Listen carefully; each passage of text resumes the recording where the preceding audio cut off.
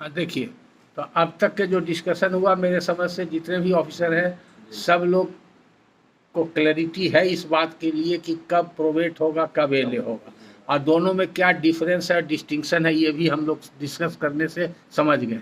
अब चाहते हैं कि इलस्ट्रेट कीजिए कि प्रोवेट के लिए अगर हम चाहते हैं तो विल का कंटेंट्स क्या होना चाहिए, यानी कि एक्सिक्यूटर अपॉइंटेड है तो उसका क्या कंटेंट्स होना चाहिए। तो डायरेक्टली अपॉइंटेड है तो उसमें तो कोई दिक्कत नहीं है, उसमें लिखा रहेगा कि हम अमुक व्यक्ति को अपना एक्सिक्यूटर बहाल करते हैं, क्लियर टर्म्स में लिखा रहेगा, इसमें कोई दिक्कत नहीं। लेकिन अगर ऐसा नहीं है, उसके बजाय उसमें लिखा हुआ है कि मेरे मरने के बाद इस संपत्ति ए बी सी डी को मिलेगी, इन लोग को बीच में बराबर बराबर इसका बंटवारा होगा, इसका बंटवारा करने का देखभाल करने का जिम्मा हम सी को देते हैं और उनको ये भी हिदायत देते हैं कि इन लोग के बीच में आपसी तालमेल रहे, प्रॉपर्टी के डिवीजन में कोई दिक्कत नहीं हो। इसके अलावे जो कुछ मेरा बच जाएगा या बैंक डिपॉजिट है उसका इंतजाम ऐसे करेंगे या अमुक व्यक्ति को अमुक चीज़ दे देंगे, कुछ ऐसा डायरेक्शन, या जो है मेरा श्राद्ध वगैरह जब करने का होगा तो उसमें भी ये देखभाल करेंगे, या मेरे बॉडी का डिस्पोजिशन जब होगा तो दाह संस्कार कार्यक्रम में ये भाग लेंगे, और मेरे मरने के बाद अगर कोई कानूनी कार्रवाई करना हो या अदालती कार्रवाई करना हो तो ही करेंगे।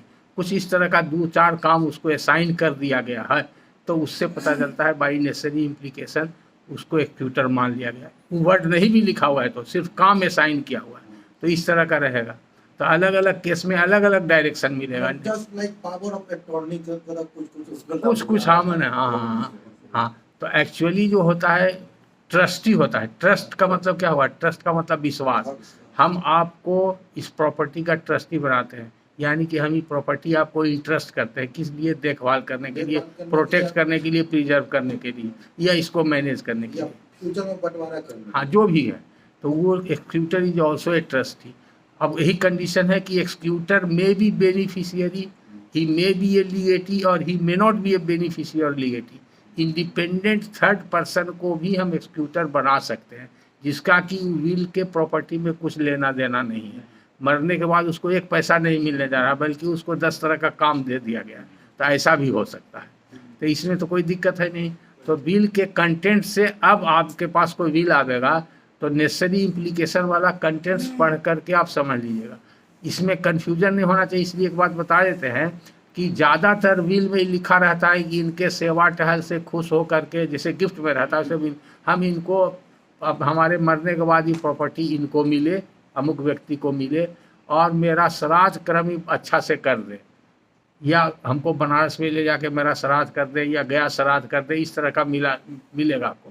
तो श्राद्ध सिर्फ करने का है तो उससे वो एक आइसोलेटेड एक्ट हुआ। और जनरली श्राद्ध जो एक है religious rights, last religious rights जिसको बोलते हैं, वो रिलीजियस राइट्स है जो हिंदू कंसेप्ट ये है कि उससे आत्मा को शांति मिलती है, साल्वेशन होता है।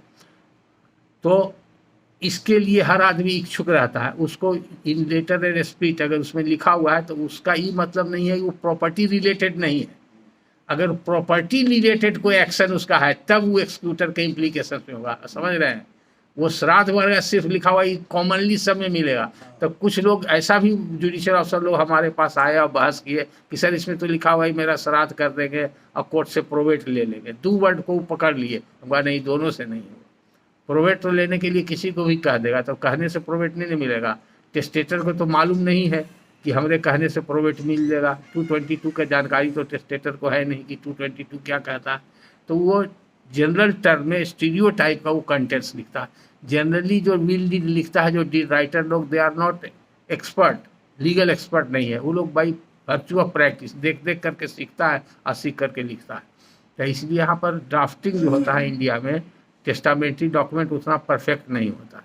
सर एक ही बेनिफिशियरी है और वही एग्जीक्यूटर भी हो सकता है? हाँ हो सकता है। और अगर मान लीजिए सर एक ही बेनिफिशियरी और एग्जीक्यूटर है तो अगर उसमें बिल का कंटेंट ये है कि मेरे मरने के बाद स्टेट का देखभाल भी यही करेगा तो नेसेसरी इम्प्लीकेशन में आ जाएगा क्या? मेरे साथ वाला बात तो है ही, लेकिन मेरे स्टेट का देखभाल ही करेगा। हाँ हाँ हाँ ये रहेगा तो आएगा। हाँ देखभाल करेगा तो हो जाएगा, नेसेसरी इम्प्लीकेशन में हो जाएगा। फिर प्रॉफिट हो गया। अगर मान लेते हैं कि लिखा कि सेवा टहल से खुश होगा और इसको अपना जमीन बचत कर दिया और यही हमारे जमीन का देखभाल करेगा तो यहाँ पर फिर प्रोविडेंट ग्रांट होगा। देखभाल करने का दे दिया गया ना उसको। हाँ हाँ तो प्रोविडेंट ग्रांट हाँ हाँ हाँ यानी एक सिंगल वर्क भी असाइन कर दिया गया बस्तियत में। तो अब क्वेश्चन ये है, फिर और देखना पड़ेगा जितना टोटल प्रॉपर्टी है उसके बारे में लिखा है कि पार्ट प्रॉपर्टी के बारे में लिखा है, विल के अलावा उसको कुछ प्रॉपर्टी बच जाता है, क्या बच जाता है। कंटेंट्स में बहुत सारे कंटेंट्स में क्लियर रहता है कि मेरी जो भी संपत्ति है नामी बेनामी ऐसा रहता है, और एक से एक मिलेगा। आप उदाहरण से एक समझाते हैं, बड़ा एक इंटरेस्टिंग केस है, वो अभी मेरे पास पटना हाई कोर्ट में है। यहाँ पर एक अग्रणी डेवलपर्स करके एक है पटना में, पहले करता था, नाम सुने होंगे, जो अभी बिहटा में करीब 900 एकड़ जमीन उली है, प्रॉपर्टी डीलर है, कॉलोनाइजर है, डेवलपर है। वो मेरा बहुत पुराना क्लाइंट है, और पहले वो बोटलिंग प्लांट चलाता था गैस फिलिंग का, और उसके पहले बोरिंग रोड में मुजफ्फरपुर में उसका ये पेट्रोल पंप वगैरह भी था। इंडियन कंपनी का वो डिस्ट्रीब्यूटर भी है यहाँ हनुमान नगर का, और बिहटा में उसका बोटलिंग प्लांट भी था पहले, आजकल है कि नहीं। तो ये सब बिल्डिंग लाइन में आ गया, और दिल्ली में और बॉम्बे में भी उसका काम चलता है। तो वो ज़मीन 100 रैयत से वहाँ खरीदा है, बिहटा के पास इंजीनियरिंग कॉलेज जहाँ पर बना है उसके अगल बगल में ही ज़मीन है। अग्रणी वुड करके वो बड़ा बड़ा प्लॉट डेवलप कर दिया है, 2 कट्ठे का, 4 कट्ठे का, 10 कट्ठे का, 1 बीघा का, 2 बीघा का। लोग खरीद रहे हैं, बहुत लोग खरीद रहे हैं। तो उसमें जो किसान से खरीदा, मान लीजिए कि 900 एकड़ या 800 एकड़ या 1000 एकड़ एरिया के बीच में 2 भाई था, एक का नाम था सुलेमान, एक का नाम था फुलेमान। हिंदू था लेकिन नाम ऐसा लगता, सुलेमान सिंह, फुलमान सिंह। और दोनों को बेटी थी, बेटा नहीं था, भतीजा था। तो भतीजा को गिफ्ट कर दिया प्रॉपर्टी। तो मेन प्रॉपर्टी गिफ्ट किया इसलिए कि वो प्रॉपर्टी जो है गिफ्टेड प्रॉपर्टी उसी एरिया में आ रहा था। तो जो भतीजा सब उसको अच्छा पैसा मिल रहा था, वो सब बहुत कम कीमत का ज़मीन था, मान लिए कि 1 लाख रुपये कट्ठा का ज़मीन था। आज जब ये डेवलप कर दिया तो 10 लाख रुपये कट्ठा हो गया। तो उन लोग देखा कि तो हम माला माल हो गए, करोड़पति हो रहे। 2 एकड़ 4 एकड़ या 5 एकड़ का कुछ गिफ्ट डीड था, दोनों भाई का गिफ्ट डीड था। तो सबका कंटेंट्स डीड राइटर, पुराना डीड राइटर था, अच्छा से लिखा हुआ था। तो सब लिखा कि हमारा ये भतीजा है, ऐसे है वैसे है, सेवा टहल करता है, हमको कोई लड़का नहीं है, लड़की है, वो शादीशुदा है, खुशहाल है, ससुराल में रहती है, वो सब ठीक लिखा हुआ। अब हमारा जो गिफ्ट करते हैं, इसको ज़मीन गिफ्ट करते हैं, तो लिख दिया गिफ्ट, जितना ज़मीन का गिफ्ट किया उसका डिस्क्रिप्शन भी गिफ्ट डीड में लिखा हुआ है। और उसमें गिफ्ट का जो कंडीशन होता है कि ये एक्सेप्टेंस होना चाहिए, हमने इच्छा जाहिर किया, उसने कबूल वो मंजूर किया, ये सब जैसा कंटेंट्स रहता है वो होशियार डीड राइटर का लिखा हुआ था। और लेकिन हुआ क्या कि मान लिया कि वो 4 एकड़ गिफ्ट में है, लेकिन वो आदमी ये समझ में रहा था जो डोनी था कि हमको तो 5 एकड़ चचा का था, टोटल मिल गया हमको, और वो 5 एकड़ बेच दिया हमारे क्लाइंट को, अग्रणी इंफ्रा को। गिफ्ट में 4 एकड़ दिया हुआ, और उसका 1 एकड़ बच गया था गिफ्ट में, किसी कारणवश छूट गया या जानबूझ के छोड़ दिया, नहीं लिखा हुआ था। जो भी हो, वो दोनों डीड में ऐसा ही सिचुएशन था। तो इंटायर कंटेंट्स जो डॉक्यूमेंट का था, वो कंटेंट्स था गिफ्ट का, out and out gift document था। अब क्या हुआ कि जब प्रॉपर्टी वहाँ पर इसका डेवलप काम शुरू हो गया तो और भी ज़्यादा कीमत हो गया। इन लोग को मिला 10 लाख रुपये कट्ठा, तो ज़मीन का दाम हो गया 30 लाख रुपये कट्ठा या 40 लाख रुपये कट्ठा। तो वो जो उसका जो डोनर था वो मर गया, तो उसका बेटी और दामाद आके क्लेम करना शुरू किया।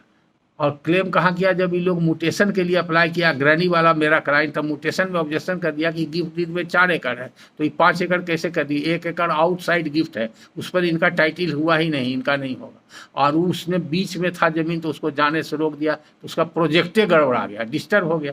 मान लिए ये पूरा हॉल जो है हमारा है, और बीच में एक टेबल आपका है, आप हमको परमिट नहीं कीजिएगा, तो हम कैसे कंस्ट्रक्शन इसमें कर सकेंगे। तो इसका प्रोजेक्ट गड़बड़ा गया। तो सीओ वीडियो दौड़ते रहा इधर उधर, एक्सिक्यूटिव में सब म्यूटेशन वगैरह सब रुक गया, एडिशनल कलेक्टर तक रिजेक्ट हो गया। तो गया कोर्ट में केस फाइल करने के लिए, तो कोर्ट में केस भी फाइल नहीं हो सका, इसका कोई वकील राय नहीं दिया था। अंत में मुरली बाबू का नाम आप लोग बोल रहे थे, अंत में मुरली बाबू के आ गया। तो मुरली बाबू ने कहा कि इसका उपाय राजेश्वर बाबू निकाल सकते हैं, हमारे बस की बात नहीं है। वो मुरली बाबू मेरे यहाँ भेज दिए, तो मेरे पास आया तो सारा बात कहा